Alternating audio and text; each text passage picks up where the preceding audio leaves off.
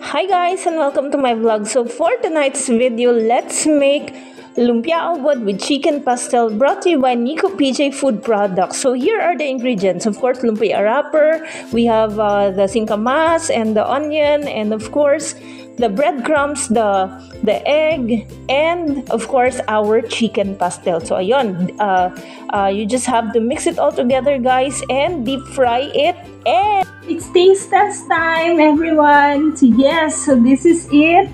Ayan. Yes. Ayan na, guys. Ayun. So we have lumpia chicken pastel. Of course, huwag natin kalimutan, Nico PJ's chicken pastel. For those of you who are interested, please do message Papa Mike ng Davao.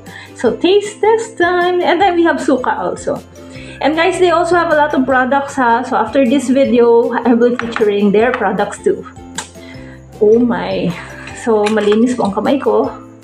Ayan. So natin sa suka.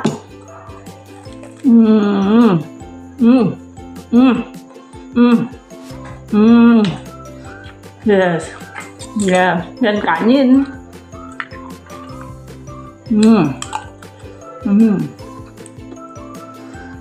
Ayan. Then we have pepino and kamatis.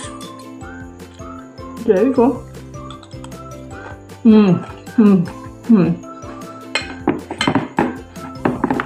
Guys, ang sarap.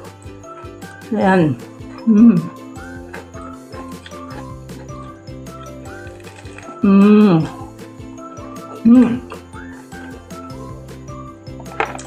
So guys, once more, chicken pastel by Nico PJ.